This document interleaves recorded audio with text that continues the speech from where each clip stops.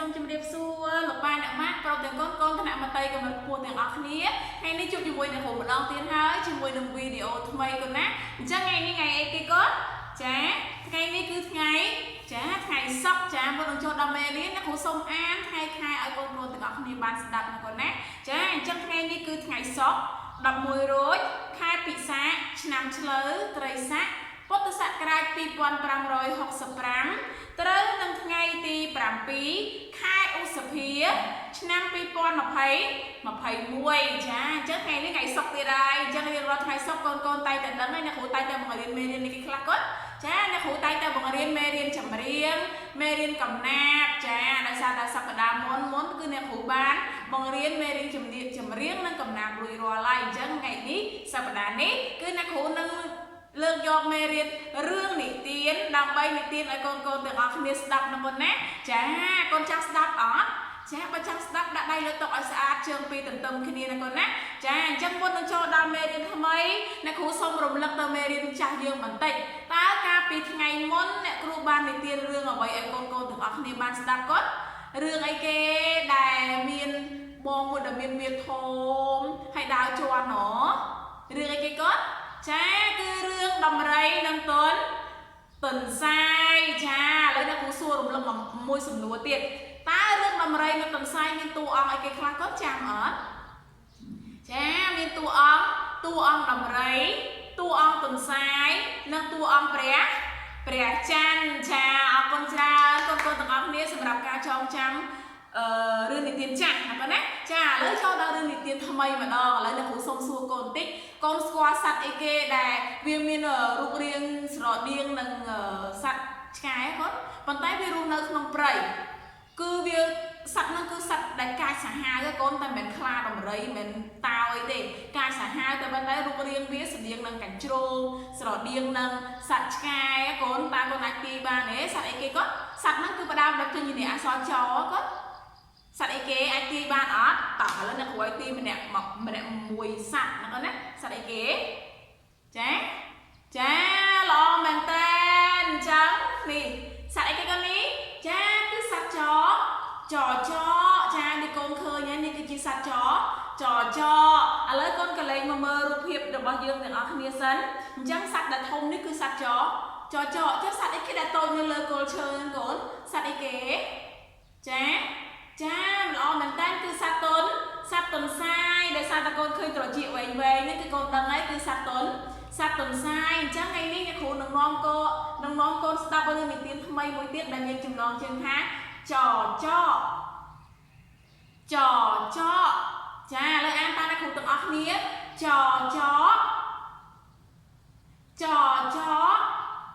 សូមអានឲ្យខ្លួនឯងទាំងអស់គ្នាគាត់ចាអរគុណច្រើនមែនតើចាឥឡូវគឺយើងដឹងហើយថ្ងៃនេះអ្នកគ្រូនិទានរឿងចកឲ្យកូនស្ដាប់តើរឿងចកយើងមានព្រឹត្តិការណ៍អីខ្លះឥឡូវដាក់ដៃលើតុឲ្យស្អាតជើងពីរទន្ទឹមគ្នាផ្នែកសម្លឹងមើលអ្នកគ្រូណាកូនណាចាឥឡូវអ្នកគ្រូសូមបើករឿងនិទានឲ្យកូនស្ដាប់តែម្ដងចាឥឡូវកូនឃើញរូបភាពយើងហើយកូនតើរូបភាពយើងមានអីគេកូនចាមានសត្វចកហើយនឹងថ្លុកទឹកមួយតើមានរឿងអីកើតឡើងតើឥឡូវចាប់ផ្ដើមស្ដាប់ទាំងអស់គ្នាកាលពីព្រេងនាយក្នុងរដូវលំហើយមានចកត្រាស់ធំមួយចាពាក្យថាត្រាស់ធំនោះគឺធំមែនតើដើររកត្រពាំងបឹងបួដែលរីងទឹកដើម្បីចាប់ត្រីស៊ីចានៅពេលដែលរីងទឹកចឹងគឺត្រីលើតែមួយថ្លុកហ្នឹងឯងអញ្ចឹងសត្វចកគឺងាយស្រួលក្នុងការរកចំណីមែនតើអញ្ចឹងឲ្យឃើញទឹកថ្លុកនោះគឺនឹងតែមានត្រីឯងចាលោកទៅដល់ត្រពាំងមួយរីងទឹកអស់នៅតែប្រឡងមួយឃើញសត្វតែគក់មានត្រីកំពឹសបង្កងក្តាមជាច្រើនណាស់ចកឃើញហើយមានចិត្តត្រេកអររីករាយណាស់គិតថាថ្ងៃនេះអញមានលៀបណាស់ជាលៀបចម្លែកជាងសពដងចាអញ្ចឹងគាត់ឃើញច្រើនអញ្ចឹងគាត់ថាពាក្យថាលៀបហ្នឹងគឺសំណាងកូនដល់យើងមិនបាច់ចំខំណាគាត់ដល់គាត់ឃើញតាមមួយថ្លុកហ្នឹងមានត្រីតែបន្តិចទេប៉ុន្តែនៅក្នុងថ្លុកនេះគឺមានច្រើនមែនទែនមានទាំងក្តាមមានទាំងកំពឹសមានទាំងត្រីចាគឺច្រើនដល់ឥឡូវតើមានរឿងអីកើតឡើងយើងចាំទៅមើលមុខតទៀតទៅណាចារូបភាពទី2កូនឃើញហើយកូនឃើញរូបភាពសត្វចកជាមួយនឹងសត្វអីគេពណ៌ខៀវនេះកូនសត្វអីគេចាគឺសត្វកំពឹសតោះឥឡូវមានរឿងអីឃើញដូចគាត់និយាយគ្នាណាកូនណោះចាអ ai sắt cầm pứ chỉ sắt miên bạch nhá lưới trọ thà để nét hai con thì dây luôn lôm trọ thà việc thà luôn lôm nó cứ thì dây đau sừng đầy ai là hai đứa con luôn lôm nè khủ chứ á trong nham lôm chứ nè khủ ôm xong nham lôm chứ á bàn tay bên ní cứ sắt cầm pứ mi dây luôn lôm từ sắt trọ gì thằng mày cho mày con sạp nữa dươngแต่ออกนี่chia chấm này bọn ai hơi tay luôn dương rồi lạc thuộc na bao si dương đôi chân này mình ngàn tê xô bọn ai dốc dương tới liền tắc ở xa sân chăm si nút được ngăn cha chân sắt cầm bước ban luôn luôn sắt chó bạc hạt luôn có quạ mình xa xô vậy quạ nó dốc luôn tới liền chúng mình đang tắc xa bằng bay chay chỉ à ha tớp từ ngăn cho mới sắt chó pro mày có chăm mơ cho xô tha phương ở đây nên dọn tới liền bán công bước chào thả so bằng ai còn ruồi ta tới tạm nhom cho thả nhom prom vừa tam bằng ai càng o chà chẳng sạch từ cho nó cơ bản vừa prom thì mình sạch còn bự hay cho mới cái phương bệnh con nè chà cho đầu một hiệp tí bay con sky sạch từ cho một phong thư ấy có chà cho mới ở trong đất đặt mẹ thủ tò biệt công bước thả ba đôi nè so bằng ai một đây nó nhiều nó phụ ní hai dương rọt miên nâng ban tao camera bò ấy non của dương từ rọt sân bằng búa ai na đam miên tất là trán bong ấy liên dương ở xa hai chặt bong ấy xí ao nhanh thì xa tan chật chọc chà chẳng sạch chợ nó có ban thua tan sạch bay được bao sạch cầm bước cái con ban ở miên chỉ mùi đằng thuốc đằng bay ở sạch cầm bước tao rôm rồi bó cô quạt chà bằng to từ tiết chà con khơi nhé cha sạch chọ ở đây con tay nên ấy cái nó cho luôn chọ có ấy cái sạch ấy cái con mà nhớ sạch cha lo mình ta cứ sạch cầm pư cha cho chia sạch bằng ngùng hai lù có thưa ta bị cầm pư nâng tới có bọc mùi kia tao rôm chọ tới lúc tới đó bấm mùi đòn thun về miên tắc là lỏ cho có đào cho tới nồng tắc tây cầm bước còn lốt từ nông tấp hai bạc hà bom cho ấy tới non dọc mò ở sân chăm si ở trái tay một đòn dương nơi tay trang một ai nơi tỉ nỉ cha sắp cho là một mấy cốt cha là một mình ta lấy con ta sầm đây rồi bao cầm bước thế này còn năng tới dọc sạch đây sạch đem sạch cầm bước nước non lọc mấy nấc do mà liếng sầm áp nước nông tấp từng lên mùi đó không thì cha mơ mấy tiếng cốt cha đi chưa khơi gì cốt chà ní sạch cho mơ cái con đi hiện lông tập mà cái con nó cha hay ní sạch tray sạch cầm pư làm pin nè cho co từ giọt tray nâng cầm pư lúc tra tại óc pi trọ bèm nung bộ tray cầm pư cái đám chó lúc đằng thả cho do buộc luôn một ở hỏi con non kia mất tất bắt ở từ khơi gì gót cha cái chla nó con nó cầm pư chla mình đen pra cho ao từ giọt kia ở hỏi nó về là giọt óc cứ lấp cho ta sạch từ cho anh từ chặt cầm pư tray được không tập bà này gót bà này của tập thôn mình đen cha cho mới sạch từ cho cận mạch cồn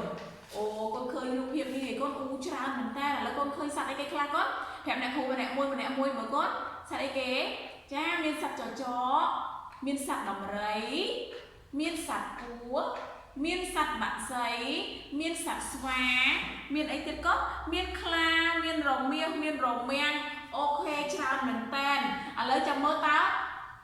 bông cho cất ấy kết bằng sạch tròn mày ai cho đăng tha cầm pư bằng trao đôi chân nét hai thằng nè bao tư bỏ bùa óc sạch thùng tối đồng rấy rồng miết khá cướp thì sản sạch tiền của khán của thống của tối tiền sạch hao miên xé sò sạch na mùi lời cứ bỏ bùa khía một bát tật bằng nụ ỏi rinh nâng bán chặt tray nụ xì ỏi ok cha con cất ấy cái cốt cha sạch cho không mình tên con có ban bỏ bùa óc sạch tiền óc ní nó thua ấy cốt từ ba tật băng đây cầm pư nên nâng tray nên trôn mà nhớ cốt ba ấy óc đầm bay si tray hay nâng cầm pư nỉ cha cho mới miên rừng ấy cả là cái cốt cha ok con mới khơi nhớ rụp hiệp ấy là cốt cha con khơi sạch tầng óc nó cứ rôm sang mà kia còn phong thưa ấy cốt còn phong tại ba tật bằng nụ áo sạch của thlan chia nhẹ thua tùng nụ cha con khơi nhớ cốt nít sạch của thlan này vừa chi tùng nụ đầm bay tục tận nâng con nè ba tật nâng cho nhẹ óc ngã ban chặt tray xì nâng sắc ai tiết chia nhẹ bài tập cha cho mới bài ba này cốt អូខេសัตว์នឹងគាត់កំពុងតែបាដែរប៉ុន្តែកូនឃើញមើលមានរូបភាពអីគេចាមានចេញតួបងសុភាទន្សាយហើយក៏មានចេញតួណាគេកូននេះត្រីក្រាញ់ចាតោះអ្នកគ្រូអានបន្តទៀតណាកូនណាសត្វក្នុងបឹងដឹងថាចចកបងលូគ្នាបាច់ទឹកបឹងនោះភ័យណាស់ក៏ចាប់ត្រីក្រាញ់ឲ្យទៅរកសុភាទន្សាយឲ្យជួយលុះបានជួបសុភាទន្សាយហើយត្រីក្រាញ់ក៏និយាយអង្វរឲ្យសុភាទន្សាយមកជួយទន្សាយឮត្រីក្រាញ់និយាយអង្វរដូច្នេះក៏ឆ្លើយថាបងត្រីក្រាញ់ទៅមុនចុះទៅប្រាប់អស់បងប្អូនកុំឲ្យភ័យចាំខ្ញុំទៅជួយដោះស្រាយឲ្យរួចចាអញ្ចឹងសត្វទន្សាយបានយល់ព្រមជាមួយនឹងត្រីក្រាញ់ទៅជួយសត្វដទៃទៀតដែលនៅក្នុងបឹងចាចាំមើលហេតុការណ៍អីគេបន្តទៀតកូនចាគឺកូនឃើញរូបភាពអីគេចារូបភាពបងសុភាទន្សាយកំពុងតែកាន់ស្លឹកឈើមួយសន្លឹកដែលមានស្នាមចកចាតែមានរឿងហេតុអីគេទន្សាយលុះព្រឹកប្រហៀមឡើងក៏ទៅវត្តបឹងឃើញអស់សត្វទាំងនោះកំពុងបាច់ទឹកក៏យកស្លឹកឈើដែលមានដង្កូវស៊ីធ្លុះមកធ្វើជាសម្បត្តិហើយស្រែកហៅអស់សត្វទាំងនោះថាណែបងប្អូនទាំងអស់គ្នាចាំស្ដាប់ខ្ញុំត្បិតព្រះអិនលោកឲ្យខ្ញុំនាំសម្បត្តិមកនឹងប្រាប់អ្នកគ្រប់គ្នាថាព្រះអិនលោកនឹងមកចាកាត់ជើងត្រង់ប្រមុំជើងអកកាត់ក្បាលឆ្កែចចកដកភ្លុកដំរីសចារាជសាររបស់ព្រះអិននឹងសាហាវកូនណចាមានអីខ្លះកូនចាមានសម្រាប់សត្វស្លាបមានសម្រាប់សត្វឆ្កែចចកហើយក៏បានដកភ្លុកសត្វដំរីទៀតជាមួយសត្វទាំងអស់នោះភ័យអីកូនចាំមើលចាអូចាកូនមើលកូនចាសត្វនោះទាំងអស់នោះគឺភ័យមែនតើចាសត្វទាំងអស់ឮថាសម្បត្តិព្រះអិនដូច្នេះក៏ភ័យណាស់ផ្អើលបោលជន់គ្នាពីណាណៃដំរីក្របីរមាសរមាំងក៏ស្ទុះបោទៅជន់លើពោះថ្លាន់ជាទំនប់ដាច់ខ្លួនជា2 3កំណាត់ធ្លាយទំនប់លិចស្លាប់អស់ចាលើកូនឃើញទេសត្វទាំងអស់នឹងបាននៅក្នុងទឹកបានស្លាប់ទាំងអស់គ្នាដោយសារអីកូនដោយសារតែការភ័យស្លន់ស្លោដោយការមិនបានគិតពិចារណាចាបន្តទៅទៀតចានេះកូនមើលសត្វទាំងអស់នោះគឺនៅក្នុងទឹកស្លាប់អស់លីងសត្វទាំងអស់នោះក៏คล้ายទៅជាចំណីត្រីវិញទៅនៅពេលដែលសត្វទាំងអស់នោះស្លាប់នៅក្នុងបឹងអញ្ចឹងសត្វកំពឹសសត្វត្រីទៅคล้ายជាអ្នកស៊ីទៅវិញអញ្ចឹងពួកគាត់អត់បានស៊ីត្រីនៅកំពឹសទេតែលទ្ធផលចុងក្រោយគឺគាត់បានស្លាប់ហើយសត្វត្រីនៅកំពឹសបានស៊ីគាត់វិញចាបន្តមកទៀតនេះចាបងទន្សាយស្អាតឯកូនញញឹមឡើងស្អាតនេះជាមួយនឹងសត្វកំពឹសសត្វត្រីឡើងច្រើននោះប៉ុណ្ណោះចាតាំងពីថ្ងៃនោះមកអស់សត្វទាំងពួងក៏កោតខ្លាចប្រាជ្ញាសុភាទន្សាយនិងទុកសុភាទន្សាយជាគ្រូអាចារ្យទាំងអស់គ្នារហូតតរៀងទៅចាឃើញឯកូនចារឿងនិទានរបស់អ្នកគ្រូគឺចប់តែត្រឹមប៉ុណ្នេះចាអញ្ចឹងអត្ថន័យនៅក្នុងរឿងចចកមួយនេះគេចង់អប់រំឲ្យកូនទាំងអស់គ្នាចាប្រើប្រាជ្ញាដើម្បីដោះស្រាយបញ្ហាចាគឺសំដៅទៅលើសត្វកំពឹសចាពីព្រោះថាសត្វកំពឹសគឺជាសត្វដែលមានប្រាជ្ញានៅពេលដែលគាត់មានឧបសគ្គមានបញ្ហាមកភ្លាមគឺគាត់អាចដោះស្រាយបានភ្លាមចាទី2គេចង់អប់រំឲ្យកូនទាំងអស់គ្នាកុំឲ្យលោភលន់ចាលោភលន់នោះសំដៅទៅលើសត្វអីគេគាត់ទៅលើសត្វច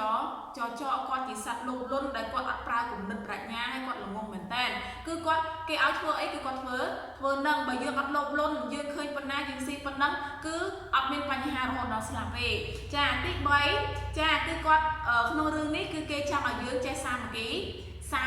គ្នាចាសាមគ្គីគ្នាដូចគេគាត់ដូចសត្វកំពឹសនិងសត្វត្រីអញ្ចឹងគាត់នាំគ្នាសាមគ្គីគ្នាដើម្បីរកដំណោះស្រាយដើម្បីឲ្យរួចផុតជីវិតគឺគាត់បានឲ្យត្រីក្រាញ់ទៅរកសុភា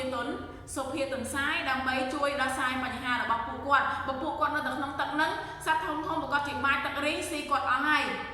អញ្ចឹងគាត់រកដំណោះស្រាយមួយគឺគាត់ឲ្យសត្វមួយដើម្បីទៅរកសុភាទន្សាយដើម្បីដោះស្រាយបញ្ហាចាអញ្ចឹងអ្នកគ្រូមានសុភាសិតមួយដែលគេនិយាយថាគិតមុនគូចាពាក្យថាគិតមុនគូហ្នឹងពេលយើងធ្វើអីមួយយើងត្រូវតែគិតសិនថាយើងធ្វើអញ្ចឹងត្រូវអត់ចាយើងគិតហើយចាំយើងគូដូចយើងចង់គូរូបអីមួយអញ្ចឹងបើយើងអត់គិតទៅចិត្តគូអត់ចេញជារូបភាពអីណាកូនណាចាអញ្ចឹងកូនទាំងអស់គ្នាត្រូវគិតសិនថាយើងធ្វើអញ្ចឹងទៅត្រូវអត់ ធ្វើអញ្ចឹងទៅចំណេញអត់ចាអញ្ចឹងអ្នកគ្រូសុំសួរ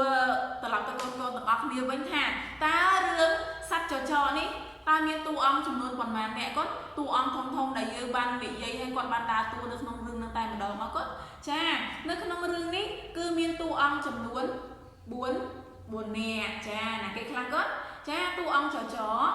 តួអង្គសុភាទន្សាយតួអង្គកំពឹសនិងតួអង្គមួយទៀតគឺតួអង្គត្រីក្រាញ់ចាព្រោះត្រីក្រាញ់បានទៅរកសុភាទន្សាយអញ្ចឹងនៅក្នុងរឿងយើងតើតួអង្គរបស់យើងជាមនុស្សឬជាសត្វគាត់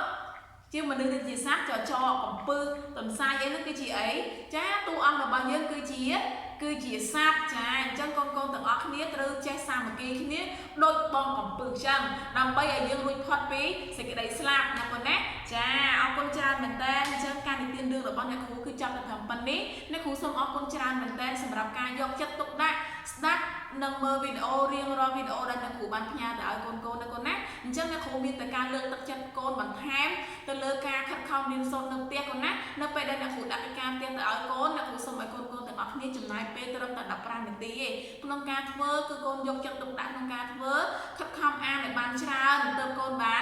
បានចេះណាកូនណាចាអញ្ចឹងឥឡូវអ្នកគ្រូសួរកូនឡើងវិញមួយសំណួរឯងតើកូនទាំងអស់គ្នាបាញ់អ្នកគ្រូបានមកកូននិទានរឿងអីគេគាត់អ្នកគ្រូបាននិទានរឿងអីកូនស្ដាប់រឿងអីគេគាត់រឿងចចាអរគុណច្រើនកូនទាំងអស់គ្នាអញ្ចឹងកិច្ចការផ្ទះរបស់អ្នកគ្រូសូមឲ្យកូននិទានរឿងចនេះសារឡើងវិញឲ្យអ្នកគ្រូស្ដាប់ណាកូនណាប៉ុន្តែកូនសង្ខេបខ្លីបានហើយមិនអានវែងៗដូចអ្នកគ្រូទេអញ្ចឹងកូនសង្ខេបមកហើយកូនឲ្យលោកប៉ាអ្នកម៉ាក់ថតជាវីដេអូផ្ញើមកក្នុង Messenger របស់អ្នកគ្រូផ្ទាល់ណាកូនណាចាអញ្ចឹងអ្នកគ្រូសូមអរគុណសូមជម្រាបលា